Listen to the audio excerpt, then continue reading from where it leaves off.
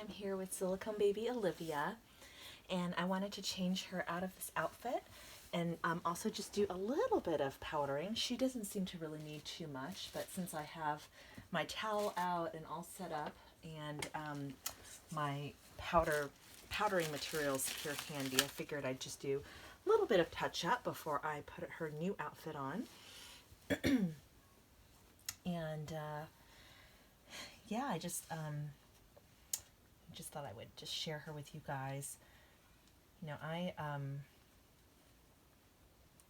and I want to talk a little bit again about the whole prices discussion and just to clarify a couple things. Really appreciate everyone's comments on that video I made where I had baby Lynn and I was just talking about some of my pet peeves about being in the hobby. And a big one, I think I talked about a few things in that video, but a big pet peeve of mine is definitely being asked, you know, prices of what I paid for certain dolls that are in my personal collection. I definitely don't mind sharing if it's about a doll that I painted to sell. You know, I think in that case, you know, any artist should be prepared to share prices of their work. But I'm talking more about a doll that I'm just showing on camera that's not for sale. And, you know, somebody was clarifying that they had asked that question before because they wanted to make sure that they didn't get like ripped off, which I understand, you know, why. Sorry guys, I have a like tickle in my throat. Sorry about that. So I understand like why somebody would want to ask that, because it is really, this is a hobby where I have to remember too, a little goes a long way with the silicone powder. So yeah, but I definitely don't mind answering the question if it's like really more about you know, if it's about my own work. You know, I think any artist who's posting a doll for sale, you know, I think if you are posting a doll for sale, it's easier if you can list the price. That way people can kind of self-select if they are interested. But, you know, when I was selling Maddie, for example, I did not list the price in the listing because she was from another artist and I just didn't feel comfortable quoting the price for another artist, because sometimes other artists, their prices might change, and I never want an artist to feel like they're locked into a price that they sold a baby for previously, if that makes sense, you guys. So so that's the reason I didn't share it. Let's see, share it for like certain dolls I've sold. You know, I said, you know, PM me if you're interested. But if it's my own work, absolutely I have no issue. And I think any artist should expect to obviously get that question if it's like your own work. So anyway, I did want to actually, I thought this would actually be a good topic to talk about, like how do I know that I'm not getting ripped off when I'm purchasing a reborn or silicone doll? And I wanted to expand on like one of my responses in the comments to somebody, that I think you just have to really do your homework. It's, you know, if you're interested in a certain doll from a certain artist, you have to know what you're getting. And it is, and I think if you do hang around on like Doll Fan as a forum and, you know, other forums, you know, like Facebook, Reborn Facebook groups, Silicone Facebook groups, you'll get an idea of what people are listing, what prices, you know, especially like the silicone for sale groups and stuff like that, or reborns that are for sale. People will list prices. And it's also really important to ask for photos. Okay, so guys, Olivia does not have a ball jointed neck, so I'm going to put her face down so I can powder her back. And I apologize, guys. She's not going to look very comfortable right now. But she is just a doll. Just remember that. Yeah, but you just have to educate yourself. Like, go to the groups, you know, find out if you want like a Claire Taylor, for example, you know, follow Claire Taylor, like follow her dolls that she has for sale. You'll get a sense of, I think she actually posts the prices right on her website. A lot of artists actually post prices right on their website. At least the artists that will sell, you know, through a list.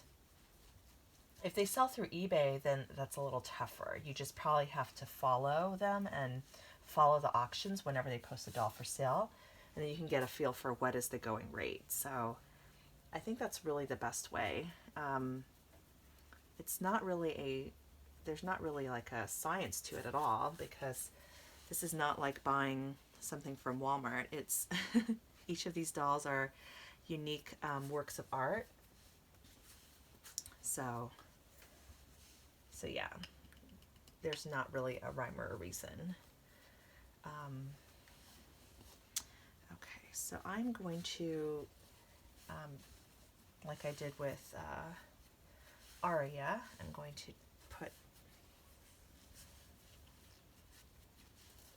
to go ahead and pause the video so I can powder her under her diaper, and then I will resume. All right, guys, so I am back, and I'm all done powdering Olivia. You guys, I know I say this all the time, and I know I'm really biased because Olivia is the portrait baby of Audrey, my daughter, but man, she is so exquisite. I just love the Emerie Mei sculpt, and she's just an amazing baby. And you know, you really can find this baby for like awesome prices secondhand. You really can. Okay, so I'm going to put her in this outfit that Maggie has worn before. It's from Janie and Jack. It's a gray footless romper. It's gray, heather gray with like pink flowers, and has this like pink trim with a little pink bow. I just think this will look really cute on her. So I'm going to go ahead and get her dressed. So yeah, I mean, I think you just have to really do your homework, I think is what I would conclude. Like, every artist is different. Their babies go for different prices. When they're brand new versus secondhand. And I would just also, rather than also focusing on like, hey, did I get a good deal? Really, a doll is only worth as much as you're willing to pay for it at the end of the day too. So, but yes, but you do want to think about if you got a good deal, or if it's at least a decent price, because if you ever need to resell that doll in the future, it'd be nice to not take as huge of a loss, if that makes sense. So, and I will say that if you're buying a reborn, the prototype reborns almost never hold their value, especially if they end up selling for, I think any reborn that sells for like the 1,500 and up range, it's going to be you're going to be really hard pressed getting, getting your money back if you were to ever resell that doll. Like, no matter how nice it is, it's like a car. Once you drive it off the lot, the value immediately goes down, and it's unfortunate but true. So I think if it's like a $1,500 and up, or even over $1,000, you know, it starts to become harder to get your funds back. Although if it was like a $2,000 reborn from like Sylvia's Creations or Jackie Kramer, or you know, one of the really big prototype artists, you might have a shot of getting like $1,000 maybe for one of those dolls. But I have seen people list their prototypes secondhand, and it is hard. It's just hard to get your money back. I feel like silicones do hold their value better, and with silicones too, I feel like the prices keep going up and up and up with newer silicones coming out. So let's say if a Claire baby today costs about $10,000, and then in one of the older Claire babies, the mommy maybe purchased that baby for a full body baby for $5,000, and then she's selling it for $4,000. That's going to feel like you know, such a good deal, because if you compare it to like a new baby by Claire, it's you're not going to be able to get it for, you know, for that kind of price. Look at Olivia, you guys. Doesn't she look so cute? I know I showed Isla in a recent video, and but she and Olivia look very different. I mean, Olivia has a little bit more hair, so she seems almost a little bit of an older newborn. But man, she's so sweet. And you guys, I feel like Emerie Mei is a baby that I've seen you can usually get in the $2,500 range for secondhand. And the sculpt is only like it's about 4 years old, but I think the nature of this hobby is, you know, people sell dolls in their collection in order to get something new, kind of the latest and greatest, and so they're always trading in. But it really creates a great opportunity for new collectors to get into the hobby, to adopt a baby that, and I know $2,500 still seems like a lot, but compared to, you know, 10,000 or, you know, 7,000, 8,000, 10,000 that some of the new babies direct from the artist are going for these days, I think it's a good deal. So, and some of the cloth body babies can be in that 2,500, 3,000, 4,000 range too, believe it or not. Like, I know Silicone Levi is coming out, and I think that baby is going to be sold by auction and just one at a time. And given how popular Levi is, even though it's a cloth body silicone baby, I would not be shocked at all if that baby went for 5,000 plus. I wouldn't be shocked, just because of the popularity of Levi. But yeah, whether you feel like a cloth body silicone is worth that or not is really, you know, kind of in your eyes. I don't think I would pay that much for a cloth body baby, because I just feel like I would never be able to, it'd be hard to get my investment back unless there's just so much demand and so many people who wanted that baby. So, I don't know.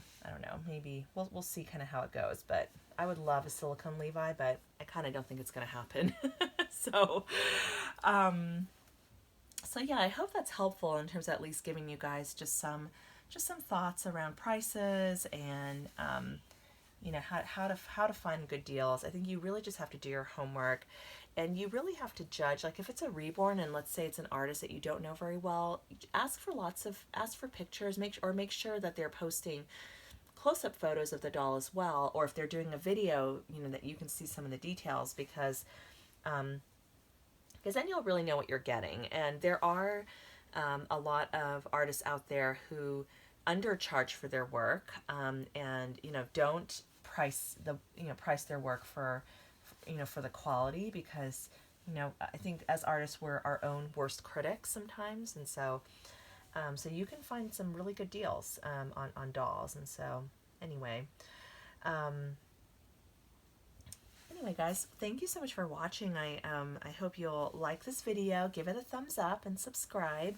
Thank you for letting me show you guys Olivia. I'm trying to slowly get the quadruplets ready so I can have do a video with all 4 of them together. That's my goal. I've been wanting to do it ever since Melina came home, and I just haven't had a chance. So yeah, just kind of getting each of them dressed, and I want them all in like these long sleeve rompers so they can all be matching. All right, guys, thank you so much for joining me today, and I will talk to you all later. Bye.